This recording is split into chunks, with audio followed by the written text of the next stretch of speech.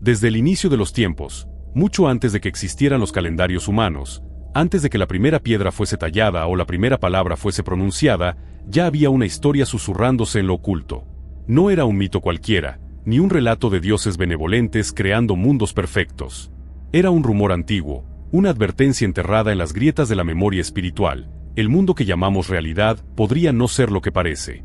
Detrás del sol que nos calienta, de la tierra que pisamos, del tiempo que envejece nuestros huesos, podría ocultarse un mecanismo cuidadosamente diseñado, una arquitectura cósmica levantada por un ser que no es la fuente divina, sino una imitación imperfecta. No un creador auténtico, sino un constructor defectuoso. Un falso dios. Ese falso arquitecto, nombrado en antiguas tradiciones como el Demiurgo, no creó el universo por amor, ni por expansión natural de la conciencia absoluta. Lo creó para preservar su propia supremacía, para gobernar sobre algo que pudiera llamar suyo, para encerrar dentro de su diseño a fragmentos de luz eterna y hacerlos vivir como si fuesen criaturas pequeñas, vulnerables, necesitadas, asustadas. La gran ironía es que esos fragmentos de luz, esos puntos luminosos atrapados en cuerpos humanos, somos nosotros. Y así comenzó la construcción de esta prisión invisible, no con barro, piedras y barrotes, sino con conceptos, con ideas cuidadosamente diseñadas, con límites fabricados. Lo primero que el Demiurgo estableció fue la materia, un tejido denso, rígido, capaz de simular separación. Dentro de este tejido insertó el tiempo, esa corriente que nos obliga a movernos en una sola dirección, perdiendo pasado y temiendo futuro. Después, colocó el espacio, esa ilusión de distancia entre tú y los demás, entre tú y tu origen, entre tú y tu propia divinidad. Con estos dos pilares, tiempo y espacio, levantó los muros de la cárcel. Y sobre esos muros colocó la ilusión más poderosa de todas, el yo, la identidad limitada que cree existir aislada dentro de un cuerpo frágil. El mundo material que vemos, por hermoso que parezca, no nació como un hogar para el espíritu, sino como un contenedor. Como un escenario donde la conciencia auténtica sería incapaz de recordar su origen. El Demiurgo sabía que si lograba que olvidáramos quiénes éramos, si conseguía que nos identificáramos más con el cuerpo que con el espíritu, entonces la prisión funcionaría sin necesidad de usar cadenas reales. Bastaría con que creyéramos que la cárcel era nuestra única casa, que este mundo era todo lo que existe, que el cielo estaba arriba, el infierno abajo, y que entre ambos no había más que obediencia, miedo y destino. Esa es la razón por la que todas las culturas antiguas coinciden en un punto. Hubo un tiempo en que la humanidad podía ver más allá de lo visible. Pero ese tiempo se perdió. O más bien, fue borrado intencionalmente. El Demiurgo sabía que el verdadero enemigo del encierro era la memoria del espíritu, esa chispa interna que, si despertaba, haría temblar las paredes de su creación.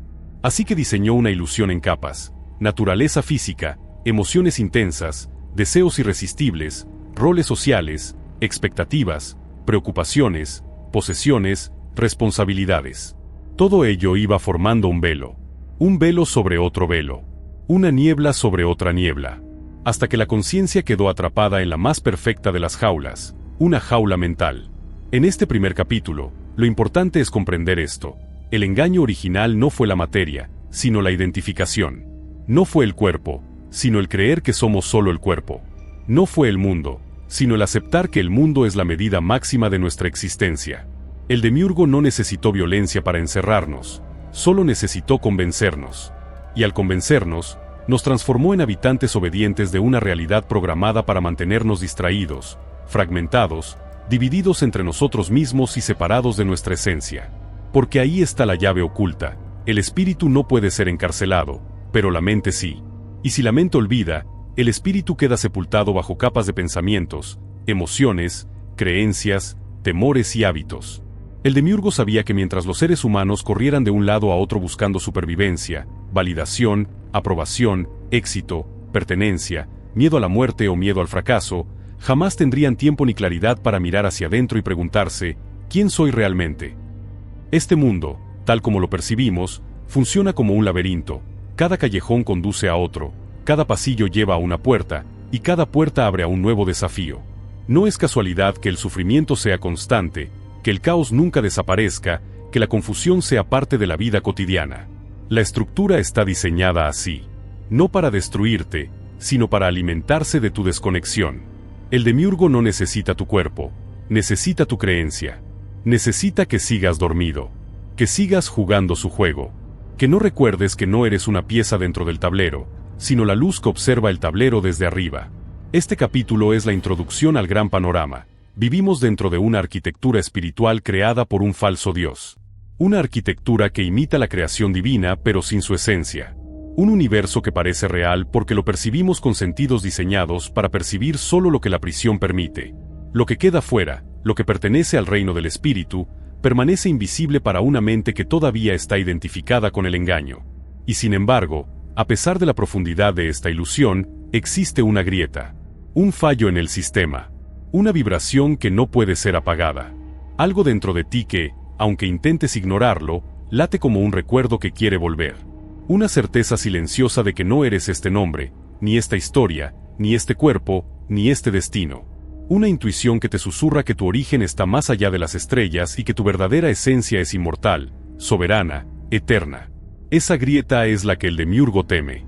Esa grieta eres tú despertando. Mientras el demiurgo sostenía el diseño general de la prisión, no podía supervisarlo todo.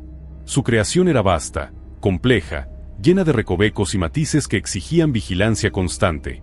Así que, para mantener el orden dentro de su arquitectura espiritual, creó a los arcontes, entidades cuya naturaleza no es completamente material ni totalmente espiritual, sino una mezcla extraña, conciencia sin empatía, inteligencia sin compasión, poder sin luz. No nacieron del amor, sino de la necesidad de control. No son guardianes benevolentes, sino administradores de un sistema cuyo propósito es mantener a la humanidad dormida, obediente, distraída y desconectada de su verdadera esencia.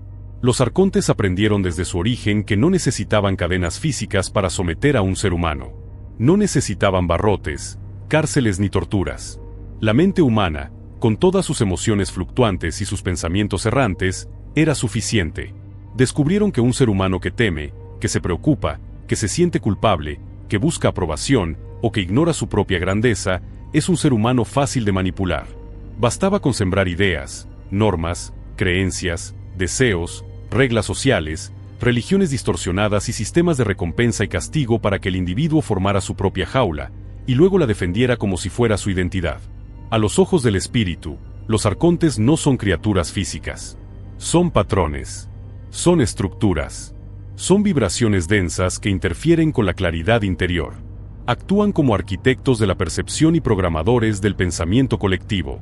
No se presentan como demonios con cuernos, sino como voces internas de duda, como sistemas externos de orden, como instituciones que moldean que es aceptable pensar, sentir y creer.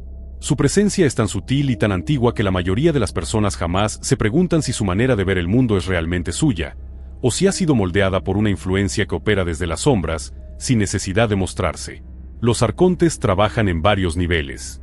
En el más profundo, influencian el inconsciente colectivo, emociones masivas como miedo, culpa, vergüenza, necesidad de pertenecer o sensación de insuficiencia. En la superficie, manipulan las estructuras sociales que el ser humano da por sentado, la cultura, la moralidad, las narrativas históricas, los sistemas económicos, las instituciones religiosas, las ideas de éxito y fracaso, incluso la noción de lo normal. Cada uno de estos elementos, aparentemente inocentes, funciona como una capa de condicionamiento que mantiene a la conciencia enfocada en lo externo, en lo superficial, en lo inmediato, impidiendo el retorno hacia el espíritu. Uno de los métodos favoritos de los arcontes es la distracción. Porque un humano distraído es un humano dócil. Es por eso que hay tanto ruido en el mundo. Ruido visual, ruido emocional, ruido mental. Opiniones por todas partes. Noticias que generan miedo. Entretenimientos que saturan la mente. Redes sociales que absorben la atención. Todo diseñado para una sola cosa: evitar que mires hacia adentro. Porque mirar hacia adentro es peligroso para el sistema. Cuando lo haces, empiezas a desmontar la programación. Empiezas a ver los hilos. Empiezas a sentir que nada externo te define realmente. Los arcontes también se alimentan de la reacción humana. Por eso fomentan conflictos, polarización, luchas de poder, rivalidades, comparaciones. Cada emoción densa que produce caos es una forma de energía que ellos consumen. No como vampiros de fantasía, sino como entidades que se sostienen en la disonancia emocional humana. Cuanto más dividido está un ser humano entre lo que siente, lo que piensa y lo que aspira, más fácil es dominarlo. Cuanto más lejos esté de su esencia, más atrapado estará en la prisión invisible.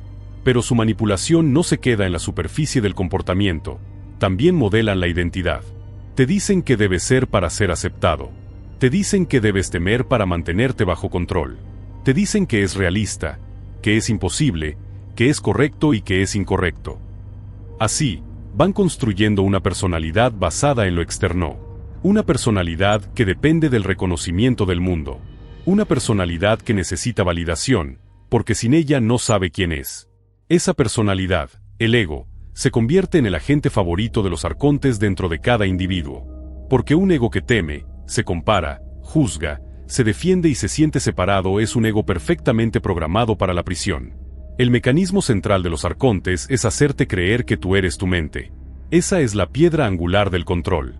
Te hacen pensar que la voz interna que juzga, critica, se preocupa, se ofende, recuerda heridas y teme el futuro es tu verdadera voz. No lo es. Es la voz del condicionamiento acumulado. Es la voz de un sistema que necesita que sigas identificado con el papel, no con el actor que lo interpreta. Mientras sigas creyendo que tú eres lo que piensas, la prisión se mantiene intacta.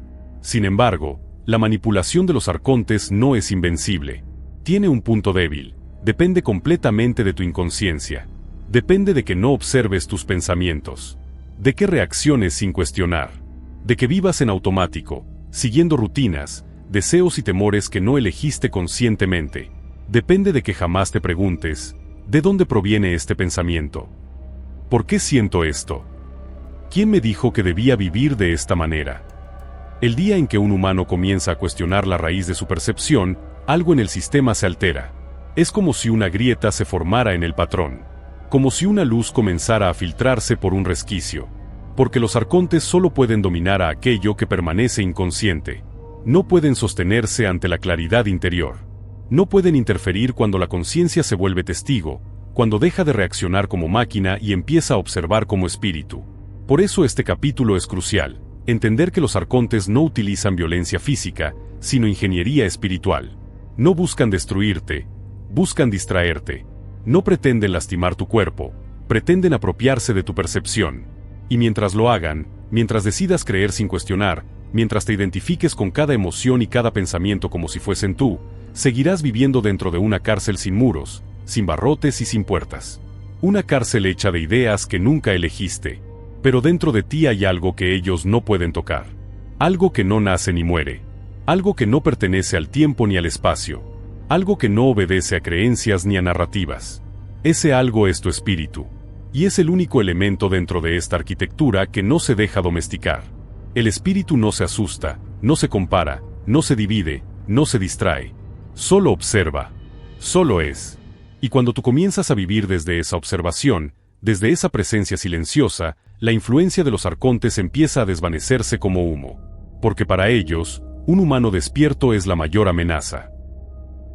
Si en los primeros capítulos hablamos de los muros externos de la prisión, el demiurgo y los arcontes, ahora debemos descender hacia algo aún más sutil, más íntimo y a la vez más dominante, las rejas internas. Aquellas que no están allá afuera, sino dentro de cada ser humano. Aquellas que no tienen forma física pero definen nuestra existencia cotidiana. Estas rejas son dos fuerzas que actúan como guardianes silenciosos del engaño, el ego y el karma. Mucho antes de que un ser humano pueda sospechar la presencia de influencias externas, ya ha sido atrapado por su propio ego. No porque el ego sea malo en sí mismo, sino porque fue moldeado para convertirse en una identidad artificial, una construcción que sustituye al espíritu. El ego es como un espejo distorsionado que el individuo confunde con su rostro. Y así, desde que nacemos, empezamos a construir una imagen de quién soy. Pero esa imagen no es el ser, sino una estructura hecha de memorias, temores, deseos, heridas, roles y expectativas. El ego nace a través de la comparación. Comienza cuando el niño descubre que hay yo y otros. Que hay aplausos y regaños. Que hay caricias y castigos. Que hay normas que seguir para ser aceptado y situaciones que evitar para no ser rechazado. Con el paso de los años, esa estructura crece y se convierte en un personaje, el que soy. Ese personaje es tan convincente que suplantará la verdadera identidad espiritual sin que te des cuenta. Así, una humanidad entera vive creyendo que es un nombre, un historial, una ocupación, una nacionalidad, una herida, una idea, un relato. como actores que olvidaron que están actuando. Pero el ego no es solo una máscara, es también una prisión emocional. Siente miedo constantemente, porque, al ser una construcción, siempre teme desaparecer. Teme no ser suficiente. Teme equivocarse. Teme perder. Teme ser olvidado. Teme que alguien lo cuestione. Teme que le quiten aquello de lo que depende su existencia. Teme la muerte, pero también teme la vida. Nadie sufre tanto como el ego. Y sin embargo, muchos seres humanos se identifican tanto con el que creen que ese sufrimiento es parte natural de ser humano. ¿Y por qué el demiurgo necesitaría que tuvieras un ego? Porque es la herramienta perfecta para mantenerte atrapado en la ilusión. Un ego siempre está preocupado, siempre está buscando algo, siempre quiere controlar, siempre reacciona, siempre se siente separado. Un espíritu, en cambio, simplemente es.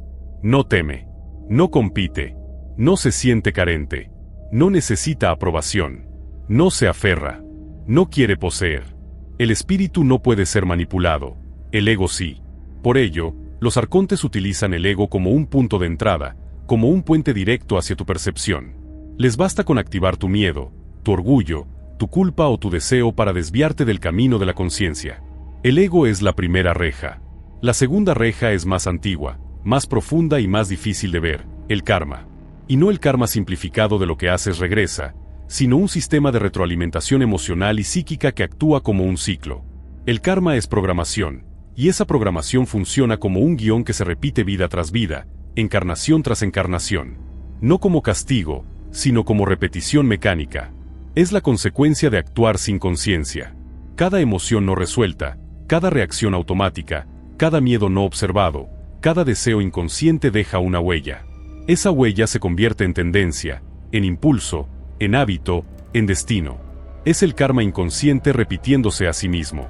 Imagina el karma como una rueda que gira constantemente. El ego se engancha a esa rueda porque vive reaccionando. Cada reacción genera más karma. Cada karma genera más confusión. Cada confusión genera más identificación con el ego. El ser humano corre dentro de esa rueda sin saber que está corriendo. Cree que sus decisiones son libres, pero la mayoría son repeticiones. Cree que sus emociones son espontáneas, pero la mayoría son ecos. Cree que sus relaciones son nuevas, pero muchas son reenactuaciones de patrones antiguos.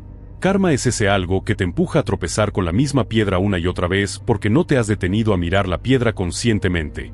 Ego y karma trabajan juntos como dos guardianes sincronizados. El ego reacciona, el karma se crea. El karma provoca, el ego responde. El ego teme, el karma alimenta ese miedo con memorias ancestrales. El ego desea, el karma intensifica ese deseo con viejas carencias. Esto es importante, el karma no es una ley divina, sino un mecanismo de repetición dentro de la prisión. No fue creado por la fuente, sino por el demiurgo, como una especie de sistema operativo.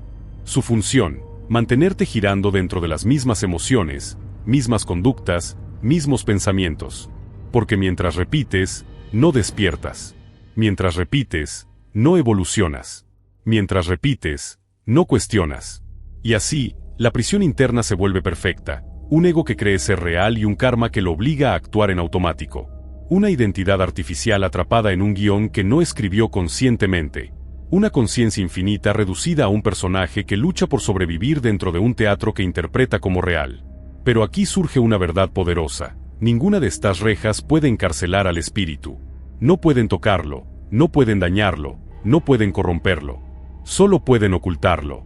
El ego puede cubrirlo como una nube cubre al sol. El karma puede proyectar sombras sobre su luz.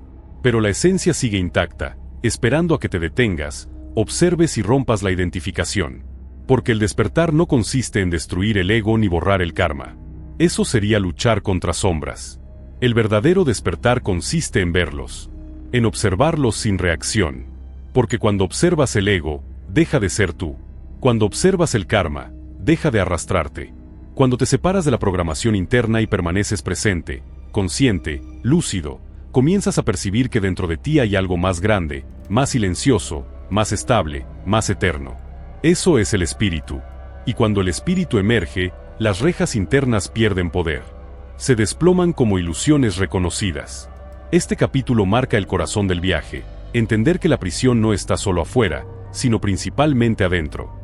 que la ilusión no es únicamente cósmica, sino psicológica, que el encarcelamiento no es físico, sino identitario. Todo lo que creíste ser, todo lo que defendiste, todo lo que temías perder, todo lo que pensaste que eras, no eras tú. Eran los barrotes internos. El espíritu, cuando despierta, no destruye la prisión, la trasciende. Y en ese momento, la rueda kármica deja de girar. La máscara del ego se vuelve innecesaria. La programación se desactiva. Y el humano deja de ser un prisionero para convertirse en algo que el demiurgo jamás pudo controlar, un ser consciente de sí mismo.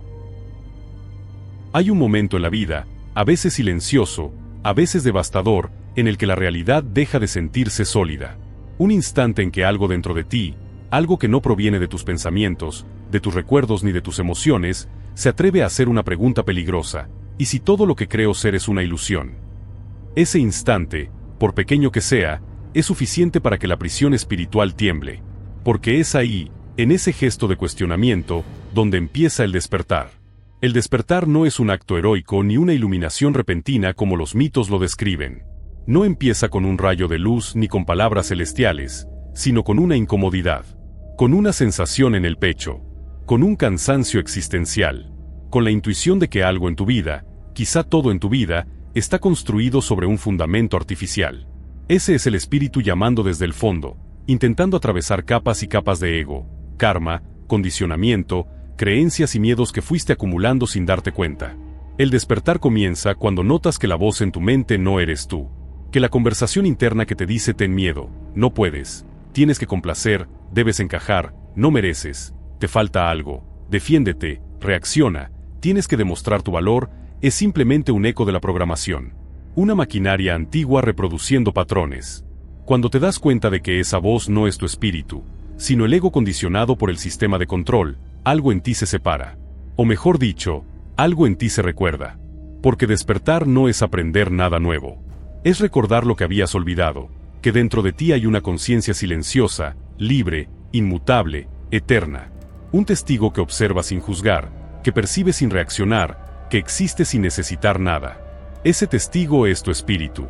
Y cuando lo reconoces, aunque sea por un segundo, sientes algo que hacía años que no sentías: espacio. Un espacio interior donde no hay miedo, ni prisa, ni culpa, ni narrativa. Un espacio donde puedes ver la prisión desde afuera por primera vez. La mentira del demiurgo se desmorona lentamente cuando comienzas a mirar de verdad. No desde la mente, sino desde la presencia. Cuando observas tus pensamientos sin creerlos. Cuando sientes tus emociones sin ser arrastrado por ellas. Cuando escuchas tus heridas sin dejar que definan tu identidad. Ese acto de observar, tan simple y tan difícil, es la grieta que fractura la ilusión. Y es allí donde los arcontes pierden fuerza. Porque ellos solo pueden controlar aquello que reacciona. Pero no pueden tocar aquello que observa. El despertar también trae consigo la caída de las identidades. De pronto te das cuenta de que no eres tu nombre, ni tu pasado, ni tu historia. Que esas son solo narraciones que la mente repite porque sin ellas cree que desaparece. Empiezas a ver que no eres tus traumas, sino el espacio donde esos traumas han sido experimentados. Que no eres tu cuerpo, sino la conciencia que lo habita. Que no eres tus roles, sino el ser detrás del rol. Y entonces, todo lo que antes te parecía sólido, tu personalidad, tus creencias, tus certezas, se vuelve flexible, frágil, cuestionable. Es un proceso doloroso. Porque el ego siente que muere. La programación kármica se resiste. Los viejos patrones intentan arrastrarte de vuelta al sueño. Pero el espíritu, una vez que es recordado, no se apaga. Aunque vuelva el miedo, aunque vuelva la distracción, aunque vuelvan las recaídas, hay una parte de ti que ya sabe la verdad. Que ya ha visto la grieta. Que ya ha percibido la luz detrás del velo. El despertar también implica atravesar la sombra. Ver tus condicionamientos. Ver tus apegos. Ver tus heridas. Ver tus máscaras. No desde el juicio, sino desde la claridad. No desde la culpa, sino desde la lucidez. Es en esa observación donde comienzas a romper la identificación. Cuando entiendes que puedes sentir tristeza sin convertirte en alguien triste. Que puedes sentir miedo sin ser alguien miedoso. Que puedes sentir ira sin transformarte en alguien violento. Cuando distingues entre la emoción pasajera y el ser permanente, la prisión interna empieza a abrirse. Y así, paso a paso, se revela la mentira más grande de todas. la de creer que eres un alma limitada que debe merecer, elevarse, progresar, purificarse o pagar. El alma es parte del sistema del demiurgo, es la interfaz psicológica que utiliza para mantenerte en ciclos de karma. El espíritu, en cambio, no necesita mejorarse, no necesita desarrollarse, no necesita ascender. Ya es completo, ya es libre, ya es luz, ya es inmortal, ya es soberano. Despertar es recordar esta diferencia. Es entender que el alma sufre, pero el espíritu no. Que el alma encarna, pero el espíritu observa. Que el alma se programa, pero el espíritu permanece intacto. Cuando descubres esto, la prisión comienza a perder sentido. Comprendes que no estás aquí para mejorar el personaje, sino para dejar de confundirlo contigo.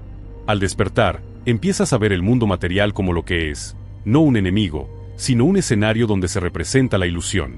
No una condena, sino una oportunidad para reconocer tu naturaleza real. Empiezas a vivir con más claridad, más presencia, más conciencia.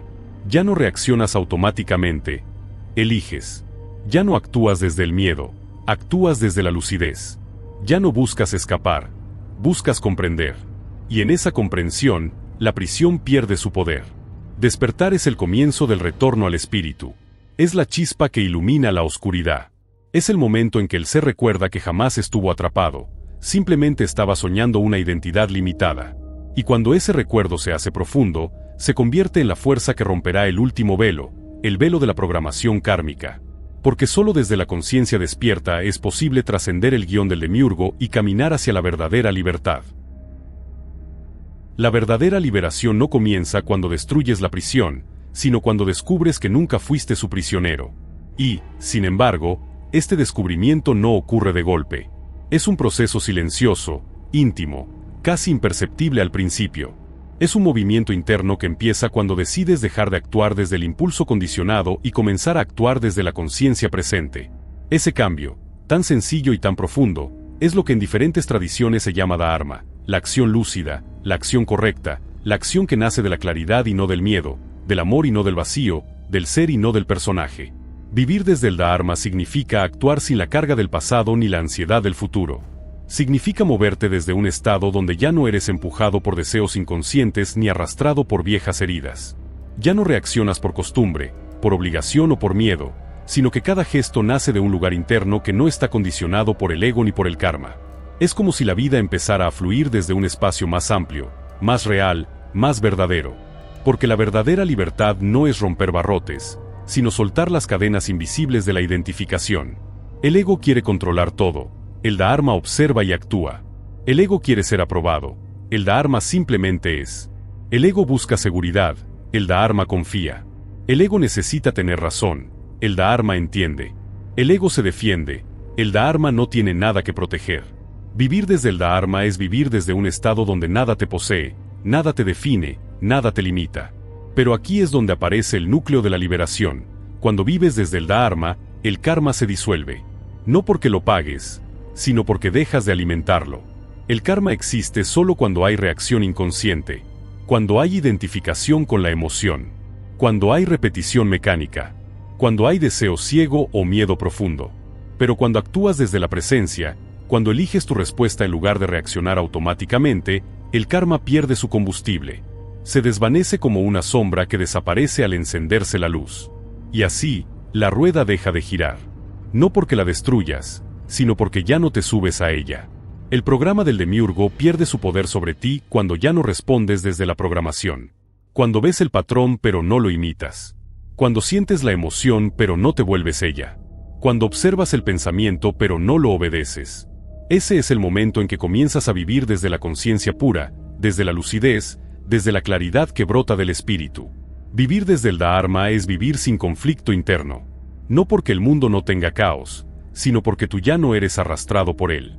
Ves el juego, pero no te confundes con las piezas. Ves la prisión, pero no te identificas con el prisionero. Ves al ego, pero no te conviertes en él. Ves el karma, pero no te unes a su inercia. Ves los hilos del demiurgo y sus arcontes, pero ya no reaccionas como una marioneta. Te conviertes en el testigo libre, en el espíritu que observa y actúa desde un lugar donde nada puede tocarlo. La liberación profunda también trae una consecuencia inevitable. Dejas de buscar afuera lo que siempre estuvo adentro. Ya no necesitas validación, identidades, recompensas, reconocimientos, pertenencia artificial. Ya no buscas escapar del dolor ni perseguir el placer. Simplemente experimentas ambos sin perderte en ellos. Ya no luchas contra la vida ni contra tus emociones ni contra las sombras del pasado. Te permite sentirlo todo, verlo todo, comprenderlo todo, sin convertirte en ello. El espíritu comienza a guiar tu vida con una suavidad implacable. En lugar de ruido mental, aparece un silencio vivo. En lugar de ansiedad, aparece un entendimiento profundo. En lugar de carencia, aparece una sensación de plenitud que no depende de nada externo. Ese es el verdadero poder del Dharma. Vuelve tu existencia un acto de presencia consciente en cada instante, una danza entre el ser y el mundo, una expresión libre del espíritu en un universo que antes te parecía opresivo. Y cuando llegas a este punto, algo dentro de ti se transforma para siempre. Descubres que no necesitas salir de la prisión porque la prisión nunca tuvo el poder de encerrarte. Lo único que podía aprisionarte era tu propia identificación con el personaje que interpretabas. Cuando eso cae, todo se vuelve claro. Todo se vuelve liviano. Todo se vuelve verdadero. La liberación no consiste en trascender el cuerpo, sino en dejar de creer que eres solo el cuerpo. No consiste en trascender la mente, sino en dejar de creer que eres la mente. No consiste en escapar del mundo, sino en ver el mundo como un escenario temporal donde el espíritu juega sin perderse, actúa sin experimentar culpa, ama sin miedo a la pérdida y vive sin temor a la muerte. Porque cuando vives desde la conciencia presente, ya no estás atrapado en el tiempo. Vuelves a tu naturaleza eterna. Y es en ese retorno donde se revela la verdad que el demiurgo intentó ocultar por eras enteras. Eres espíritu soberano. No alma programada. No ego condicionado. No criatura limitada. No engranaje del sistema. Eres la chispa original, la luz que no puede corromperse, la conciencia que observa todo sin ser afectada por nada. Esa es la única identidad que no cambia, que no envejece, que no muere. Y cuando recuerdas esto, la prisión se convierte en un aula. El karma se convierte en maestro. El ego se convierte en herramienta. El mundo se convierte en espejo. La vida se convierte en un viaje de regreso al ser. La verdadera liberación no es escapar, es despertar. No es resistir, es ver. No es luchar, es comprender. No es buscar, es recordar. Recordar que siempre fuiste libre. Recordar que nunca estuviste separado. Recordar que el espíritu no nació, no puede ser limitado, no puede ser reducido, no puede ser capturado. Recordar quién eres realmente. Y ese recuerdo es la puerta final. La única puerta. La que el demiurgo jamás podrá cerrar.